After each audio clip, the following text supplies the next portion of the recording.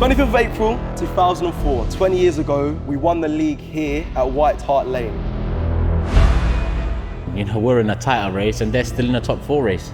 You know, there's damage to be done on both sides depending on the result. They haven't been a team ever at the big table. They haven't got an era, you know, not just playing Premier League history, but we're talking football history. Tottenham fans could watch this, because I'm sure some will, and they could see it in two ways. Stop, you know, little broing us, stop babying us.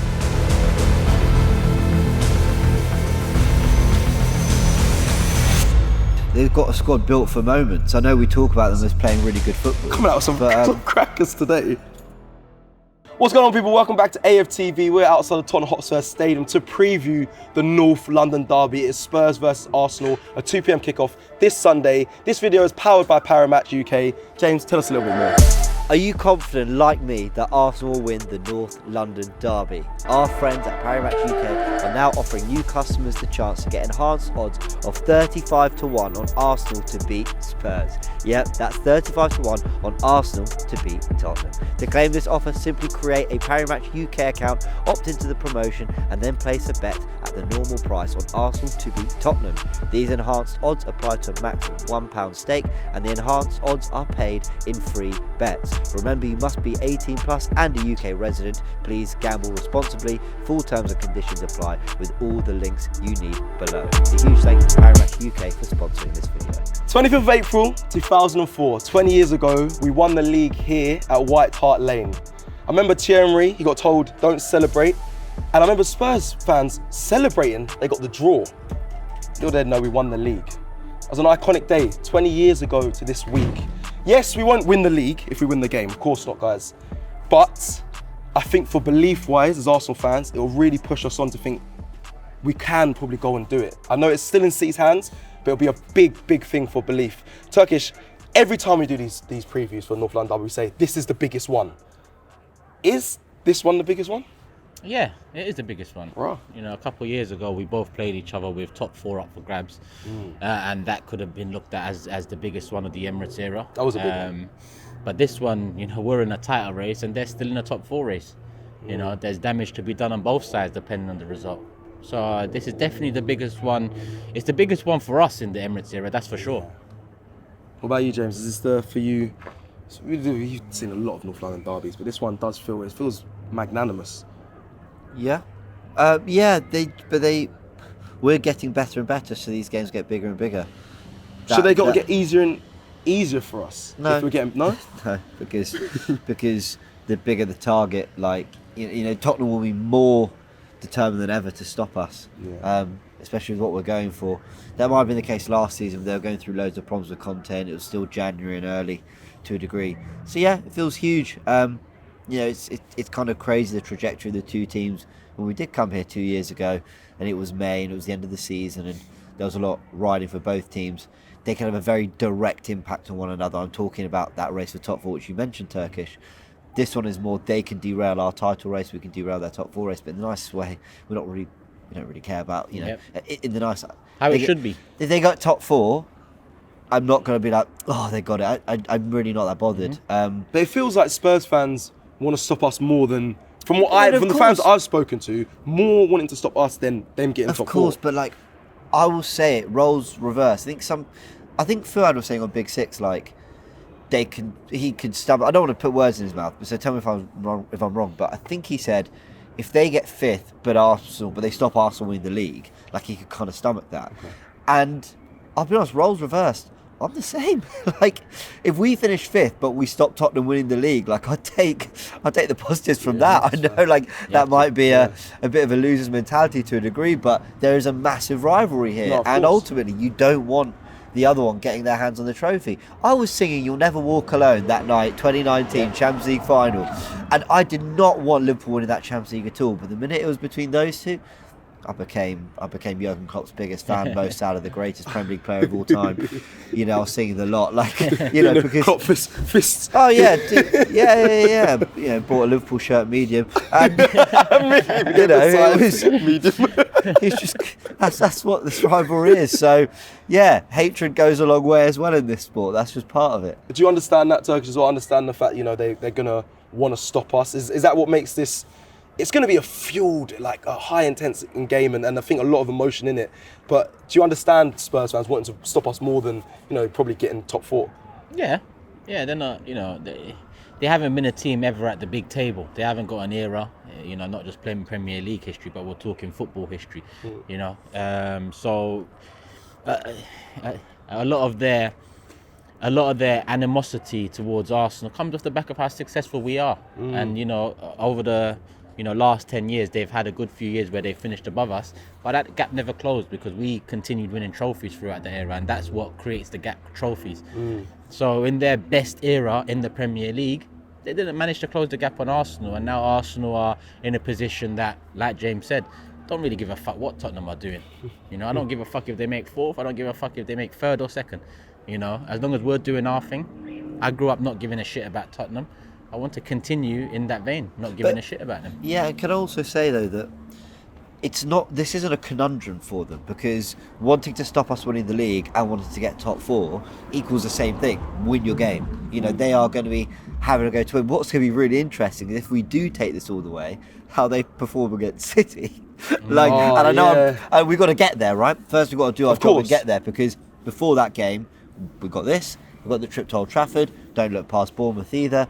But that's where it becomes a conundrum, right? So all this conversation around, but they want to get top 4, but they also want to stop us. That all means the same thing. They've got to come here to beat us. Yeah, I heard of, I think it was on Big Six as well, said the Brian Gill testimonial, they'll roll out, and they'll play all the academy players if we beat them here. And when it comes to City, they just, let the academy play. But I'm like, you just don't know. That's a great point. I'd love to see what happens in that scenario. What players are Tottenham through and through in that squad? And also, Ange being a new manager, you can't play against City, regardless of if you stop us from winning the league. You can't just put out a team that's not going out there to win. Surely, let's get there. I think we've got a lot of hurdles before we worry about whether Tottenham are going full strength in that game. And by the way, they will, of course.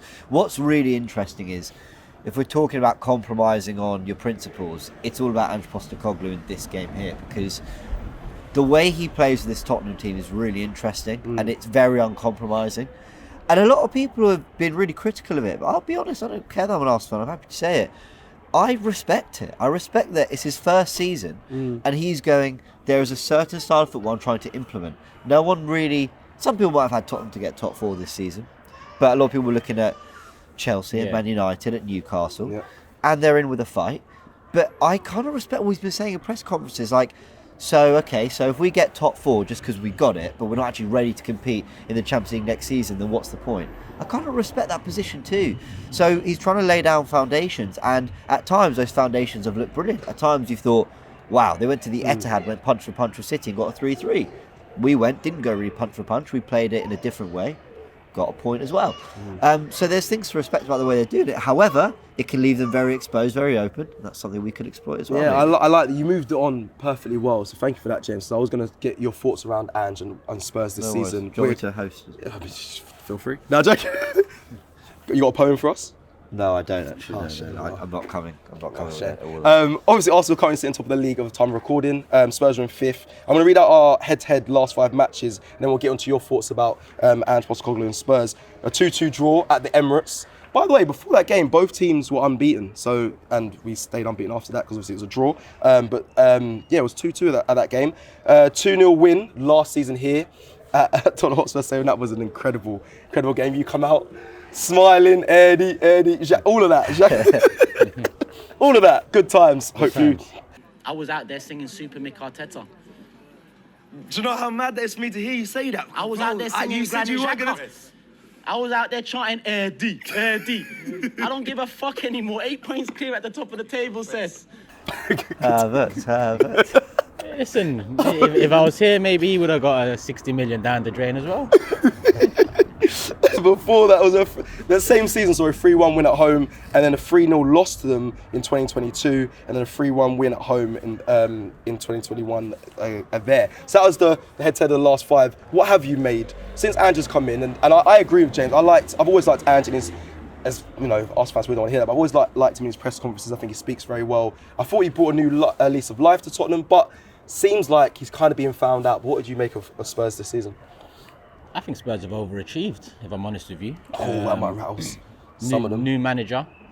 coming off the back of a couple managers that they thought would be the managers that take them over the line in Mourinho and Conte. So a new manager, bit left field, not well known in the European scene. And he's come in having lost their best player, one of their greatest players. Overachieved. You're basically saying they're a small club because most managers come in the first season, not most, but they win a trophy. That's not an insult. And I think, like, Tottenham fans could watch this, because I'm sure some will, and they could see it in two ways. Stop, little broing us, stop babing us. I think they will. Or you can go, hold on, at the start of the season, Man United spent another 200 million or whatever, having got third place. Newcastle spent a little bit, although, yeah. And we're expected to, having got Champions League football, to build on it with the owners that they've got. Chelsea just got Pochettino and spent a load of money as well. They had lost, Antonio Conte, who obviously they lost at the end of last season, but they didn't know where they were going to go. They got Postecoglou after quite a long search for their next manager. They lost Harry Kane for 100 million to Bayern Munich. They brought in players that we didn't really know about, like Brennan Johnson. Was he going to hit the ground running? Udogie, no one thought he'd be that good. Van de Ven, there were Vicario. He looked like Vicario. They started so well, though. They'd be. That might have gave him like a full sense of, we can achieve element of something. surprise. I went into the season, right? I predicted United 4th and Tottenham 5th, but I said in my season predictions, I just actually have a feeling that I should flip that round. Turns out I should really have flipped it. I should put Villa right up there and drag United down. But my point is, I thought they'd be good, but they've played much better football than I thought they'd play so quickly. He instilled that almost instantly. They don't have the deepest of squads. They had an injury crisis and kept actually up with the fight with Emery and Villa have been really good. Like, this is all compliments. Like, it's not, I don't know. Some people could take it as, stop babying us, but I think they have overachieved, but in a good way. Like, I don't know. There was a lot of uncertainty going into this season, and I think you could say, coming to the end of the season, going to next season, they are looking like a team that need 3-4 players, and actually you start to really worry about them. Would you say we overachieved last season? Yeah. Okay. 100%. I just want to just get... 100% with fair. you. So is that what you were trying to say there as well then? In the sense that you think they've overachieved this season. Going back to Ange then, do you expect, and this is to you, James, as well, him to deploy this high line for life? He's not going to change. He's very adamant he doesn't want to change his style of play. But is that naive going up against Arsenal, or is that, no, they can get us, and that's probably the best way to go about it? He didn't change it up at Emirates, and I think that Emirates game was the first game we lacked the control that we had in the previous however many games, so it was quite surprising. The first 20-25 minutes, maybe half an hour, they crowded us out. They was pressing well. They stopped us playing our game. We failed to get real control of it. That's not to say we didn't have our chances and we didn't have our moments. We did, but it was surprising because leading up to the game, it just seemed like Ange's tactics coupled up with Arsenal's new approach in this controlling style, we should have our way with them, but it didn't turn out like that. So I don't expect him to change it up for this one. What I do expect is Arteta to change it up. Right. We need a better performance than we got at the Emirates. I think if we wasn't to win the league this season, that is one of the results we'll look back on and say drop points. As well as Aston Villa, West Ham, Fulham. I'll look at the Tottenham one at Emirates and say, listen, we usually beat them there. This is the best Arsenal team for years, and we failed to beat them at the Emirates. So we need to get the job done here on Sunday. James, he's going to go deploy the same, tactics he always does, Ange Postecoglou. Does that benefit Arsenal, or does that still cause you concern? Because it's a derby, technically, at the end of the day. Well, I don't know. I did do a video of this on AFTV. That's out already if you want to go check it out. It was that their wing-backs or full-backs, they get so high and narrow in Porro, and Udogie's out for the season, which is a big miss for them. So Davis will probably come in and try to do a similar thing. If it is Davis they go for, maybe Emerson, but probably Davis. Now that can do two things. A, it can leave their centre-backs incredibly exposed, in which case you win the ball back, you're almost 2-3 passes in on goal, if you position yourself right. But Arsenal's wingers don't do that. Arsenal's wingers don't go, oh, that's cute, you're attacking, we'll just stand here and kill you on the counter. They don't do that. Actually, they follow full-backs in. Saka's work rate, we showed his FBref numbers in that video. Yeah, you did. His defensive numbers incredible for a winger who's got really high productivity in an attacking team challenging for the title, he works so compared hard to all other wingers, is ridiculous. He should be working. His defensive numbers shouldn't be as high as other wingers who do a lot more defending across 90 minutes, but they are, because his work rate is incredible. And something tells me that Arteta and Arsenal might get sucked into that. They might drop really deep to try and limit and stop what Tottenham do. However, what we also touched on that video, I'm not trying to ruin the whole thing. No, because I was actually going to push everyone to go watch that, because I watched it this morning, and James went with something I don't agree with, Jesus to start this game. But we're going to do a Predict 11, so make sure you go watch that. But go check out that video that James kind of broke down how we can win this game against Tottenham. I want to get the simpler version of that video, in a sense of, for me to win this game, you play the game, not the occasion. I don't know if you have and I want you to think of like just a simple thing to kind of describe how we can win this game. In short, even though it didn't translate to a win, our best moments against Tottenham in the home game were when we won the ball high up the pitch. And if they were willing to do that at the Emirates, I would think they're more than willing to do that here. So I think if you're going to stop their fullbacks getting to dangerous areas, tracking back and getting deep, then you win the ball higher up the pitch and you just don't even allow them to get there. Now, Tottenham aren't going to go a whole 90 minutes without getting near our goal, especially at home. But I would think that's the game plan at first. Interesting. Is there for you, Turks and James, actually a simple way of how we do it? So I say play the game, not the occasion, because I feel like Spurs are going to try and really get into us, really try and, rattle us, if I'm completely honest. I think mentally, I think they're going to be physical. I think they're going to try and make us lose our heads and play with emotion. But I think if we see a professional Arsenal side here, one that's calm, cool and collected, we have the better players. I think we'll get the job done. Is there something in your head that says this is how we win, simply? I think you need to play the occasion a little bit as well. Ooh. Because emotion's involved, and emotion can be the difference maker in these types of fixtures. So we can't leave the occasion out completely. I remember back in the day, the invincible sides, the great Arsenal sides, the legendary players, you think they wouldn't build themselves up knowing that a win at Old Trafford will win them the league, a win at White Hart Lane will win them the league, or a win before that game will put them in a position to win the league. You've got to lean on that a little bit as well, because that is the goal, that is the target, that is something that we want Arsenal to stand up to this time round. So we need to play a bit of the occasion. Don't get twisted. That saying's cute, but I think the reality is that this is a game. I want the players that aren't over emotional. I don't want to see Zinchenko in this game because he might be over emotional when it comes to certain situations. Jesus, I think, can sometimes be a bit over emotional in certain games. That's why I'm kind of alluding away from starting. But look at the Aston Villa second half and the Bayern Munich second half. You could argue that we played the game, not the occasion. And I think in hindsight, you could say maybe we should have played the occasion a bit more, because second half against Villa, we needed to fucking win. We didn't. Second half against Bayern, we needed to fucking win. We didn't. So at the end of the day, I would have. And what did I say off the back of them? No real heart, no real desire, no real passion. And that comes part and parcel with playing the game, not the occasion, because some of that emotion, a lot of that emotion is sucked out of it. I agree with Turkish, because if you look at the Etihad, Gabriel and Haaland were getting into a nice little scrap between them. Yeah, loved it. And then at full time, they hugged it out. And, it's... I think that was quite an emotionless performance. I know there was a bit of rough and tough, but we've seen quite very. I think it was tactically very cold, but I don't think it was lacking in emotion or passion from the players. Quite the opposite. First came back from international duty. I actually think the players were ultra focused, and there'd been a lot of build up to it. And Gabriel stayed on the right side of that, but Rob Holding getting into scraps with Heung-min Son, getting sent off within 25-30 minutes is not. There's just a balance. You just do it right. That's all it is. You just find that balance. And we talk about someone like Zinchenko, for example. We talk about emotion. When he channels that right, it's massive energy for us. When he channels it wrong, we're all over the place. Yeah. So emotion's a good thing, but you just got to get it right. And I think Arsenal, touch wood, have been on the right side of that for most of the season. Yeah. But this game will probably fuel a lot of that, and that's fine. Just keep your heads. Use it right, because there's also an element of getting into Tottenham. Like I said, Tottenham need to win. They won't just be thinking, let's nick a draw because then we slow down their title race. They will be thinking, we've got to go for top four. And so again, if we get control of the game, if we silence the crowd, how does that change the temperature there for them? So all these things are going to play a part. I like tactically cold. That's what I kind of actually want to see from this Arsenal side. I know you guys want a bit of emotion.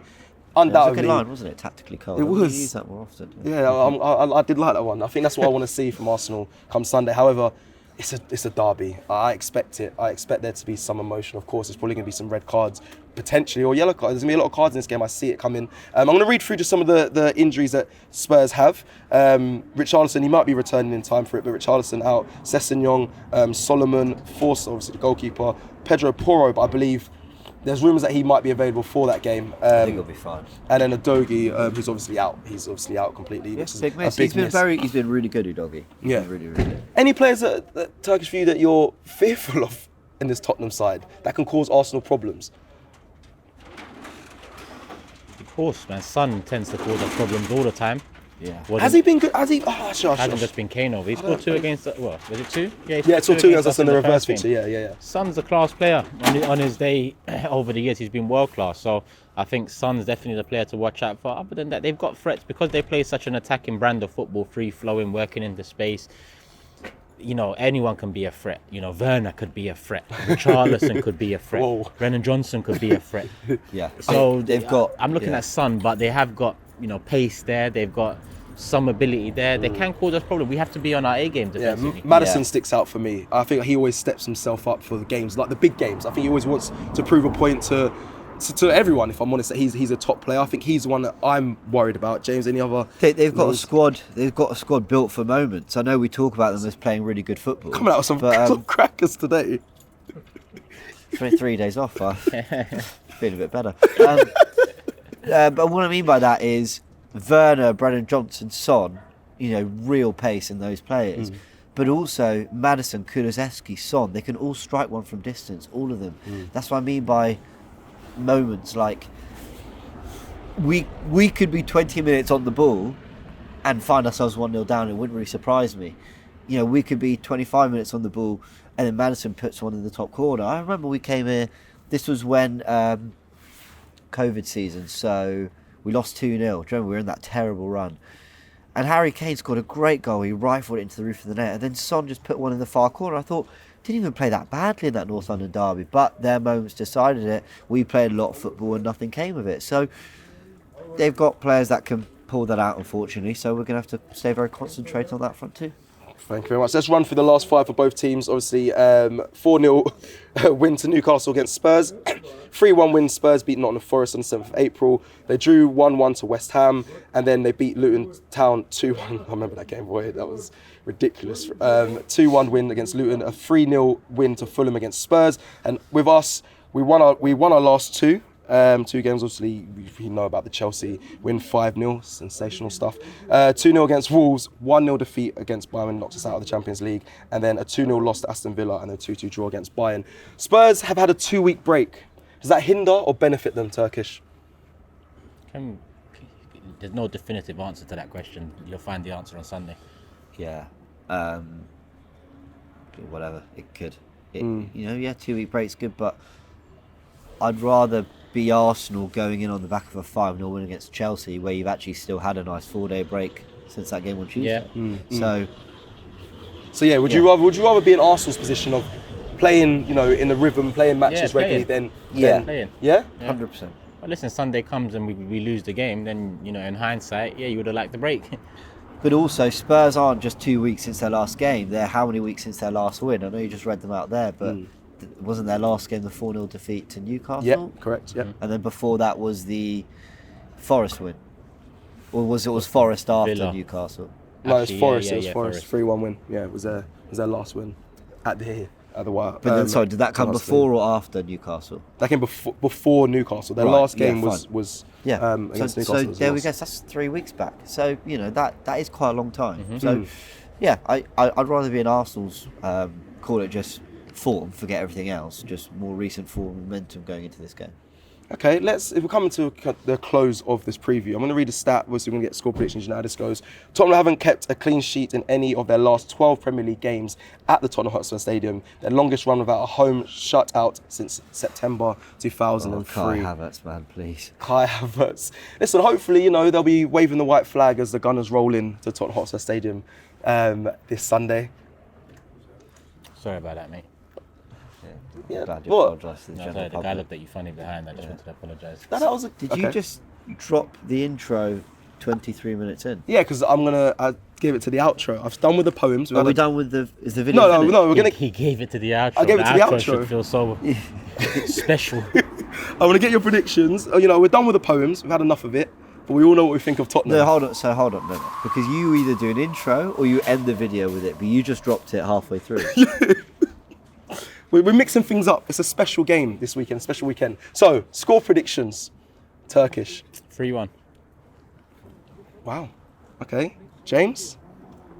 It feels like this has draw written all over it, you know. 2-2. Oh, of course, yeah. And you would, yeah. Yeah. Sorry. I'd love to be wrong. Love to be wrong. Something tells me that we draw this game. City drop points once before the final day. A loss or a draw? When you Probably say a draw. Okay. And we go into the final day needing what we need now, which is them to draw and us to win.